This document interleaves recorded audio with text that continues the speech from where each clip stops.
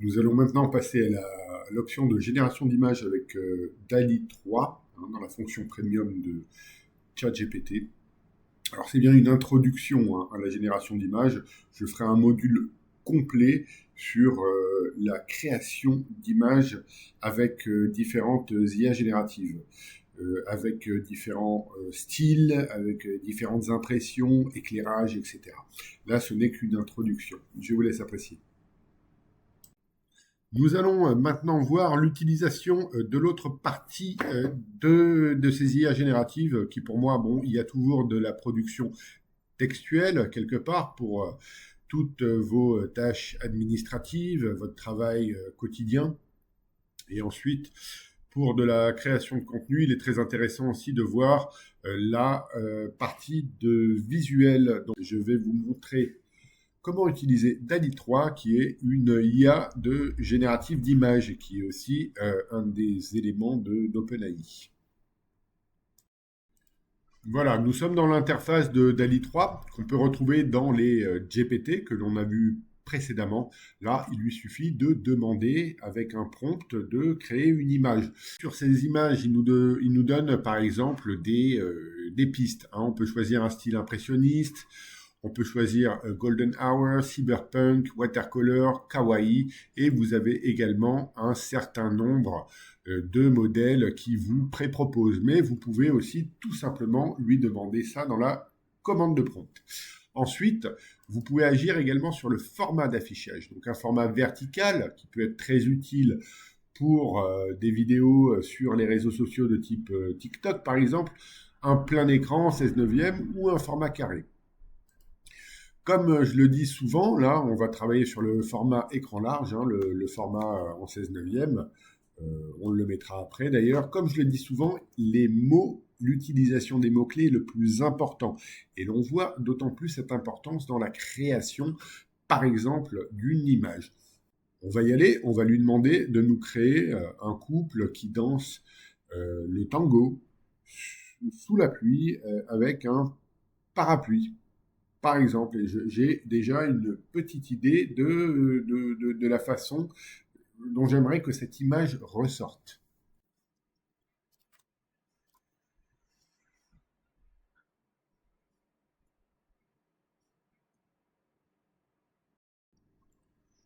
Donc voici, par exemple, le résultat, un couple qui danse le tango sous la pluie avec une flaque d'eau et une réflexion donc sous la flaque d'eau, euh, avec tous les éléments que je lui ai demandé sont bien présents. Cependant, c'est pas forcément le grain que je voulais. Je voulais quelque chose d'un peu plus artistique. Donc, je voulais quelque chose d'un peu plus orienté, et c'est là d'où intervient la puissance, quelque part, des mots, et la puissance des mots-clés pour la création visuelle. À ce sujet, je suis en train de préparer un module de formation sur de la création visuelle et sur tous les paramètres sur lesquels on peut jouer pour ces créations visuelles. Que l'on veuille des photographies, des dessins, des peintures, que l'on veuille tout type de création visuelle, je vous prépare un module de formation à cet effet. Donc là, à chaque fois que l'on demande une création visuelle à Dali, il va vous sortir deux images. Donc voilà l'image numéro 2. On retrouve à peu près les mêmes critères du même couple qui va danser sous la pluie, le tango avec une flaque d'eau et un parapluie. Je trouve ça pas mal, mais l'idée que j'avais n'était pas complètement la même. Là, je vous montre avec la même base de prompt, les mêmes éléments, mais en changeant certains mots, ce que l'on peut l'obtenir pour avoir quelque chose d'un peu plus artistique, disons. C'est parti.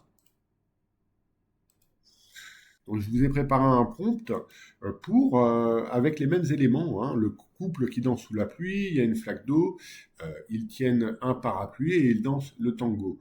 On va injecter un autre prompt donc avec beaucoup plus détaillé, avec d'autres éléments, et on va voir quel en est le résultat.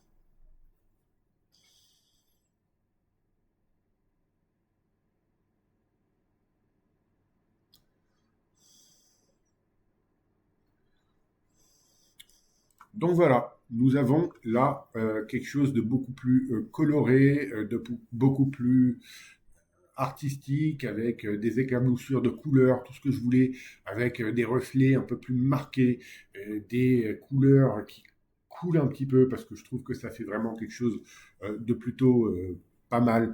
Donc voilà, en retravaillant ce prompt, j'ai pu obtenir ce que je voulais. C'est ça qui est intéressant avec le prompt engineering. Donc la précision des mots, vous allez chercher les bons mots-clés afin de d'obtenir le rendu ou le résultat que vous voulez. Les mots sont le plus important. C'est pour ça que j'ai tendance à dire que le prompt engineering parfois colle le mieux à la peau des littéraires. Nous avons les ingénieurs qui créent des algorithmes, qui créent des intelligences artificielles, et vous avez l'autre versant de l'intelligence artificielle générative, qui est le prompt engineering, qui est la maîtrise de la commande, donc des maîtrises textuelles avec des mots pour pouvoir produire des contenus et des résultats beaucoup plus fin. Donc voilà, tout simplement. C'était juste un exemple que je voulais vous demander au niveau de cette création visuelle. Et je vous donne un tout petit exemple derrière, un autre exemple pour créer quelque chose de beaucoup plus photographique. C'est parti.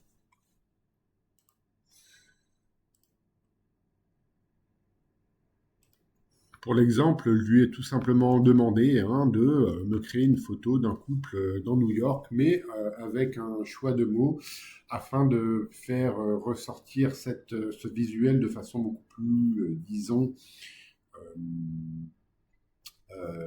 réaliste. Ce que j'ai voulu faire aussi, c'est que j'ai voulu jouer sur les éclairages, sur une prise de vue dynamique et sur un effet du soir, etc. Un couple, voilà, qui se tient la main, qui se balade dans New York. Donc voilà, on peut jouer sur les mouvements, on peut jouer sur le type d'appareil photo si l'on veut, on peut jouer sur les couleurs, on peut jouer sur l'éclairage, on peut jouer sur des filtres. On peut demander du sépia, on peut demander tout ce que l'on veut à l'IA générative. Ensuite, dernier point que je voulais soulever, nous avons affaire, nous travaillons avec DALL-E 3.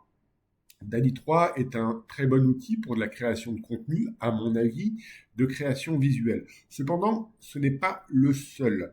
Je vous invite à utiliser d'autres outils, certains qui sont en libre accès, donc sur la toile, et je pense notamment, n'hésitez pas à aller essayer par exemple le Copilot Image Creator ou encore Ideogram, qui est très très bien d'ailleurs pour de la création de logos, ce genre de choses.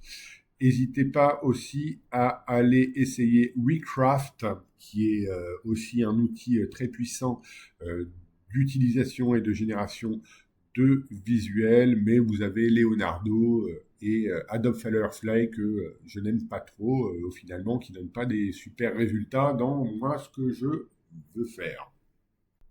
Et vous pouvez tout simplement créer donc des visuels, type photographie, dessin, peinture, etc. Mais vous pouvez aussi créer, si vous le voulez, si vous en avez besoin, des éléments graphiques pour des menus. Vous savez, vous pouvez créer tout ce genre de choses et ça peut vraiment être quelque chose de très puissant dans la mesure où la plupart de ces éléments graphiques qui sont généralement simples, ce sont des éléments qui vous coûtent le plus cher dans de la création graphique. Là, vous pouvez les créer vous-même et vous constituer une banque d'éléments graphiques pour différentes applications. Donc n'hésitez vraiment pas à aller voir toutes ces IA génératives visuelles afin de vous faire un peu la main et de regarder la manière et de voir quelque part quel est l'outil qui vous correspond le mieux. Une autre option que je trouve aussi plutôt pas mal avec DALL-E 3, on va la tester tout de suite, c'est ici, vous pouvez faire une modification de votre visuel avec cette option. Il vous suffit, là, vous pouvez agrandir ou diminuer le pinceau. Là, on va faire, voilà, on va agrandir le pinceau. Et vous pouvez, par exemple, sélectionner une zone et lui demander d'enlever, d'effacer ou de rajouter un élément. Là, on va lui dire d'ajouter un chien. Tiens. Et on va voir s'il va le faire.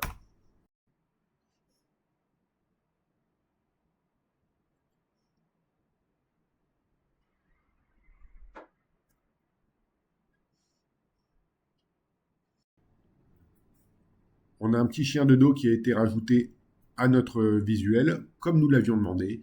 Et ensuite, nous avons d'autres options, bien entendu. On peut enregistrer, donc exporter l'image.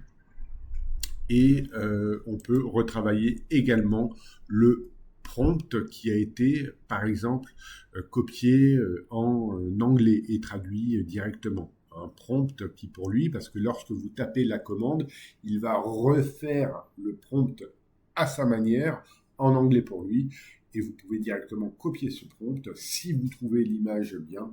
Cependant, n'oubliez jamais qu'avec un prompt unique, et même en réutilisant la même IA générative d'image, donc par exemple DALL-E 3, il ne va pas forcément vous générer la même image. Donc avec un prompt unique et une IA générative qui est la même, vous pouvez avoir des images différentes. Voilà.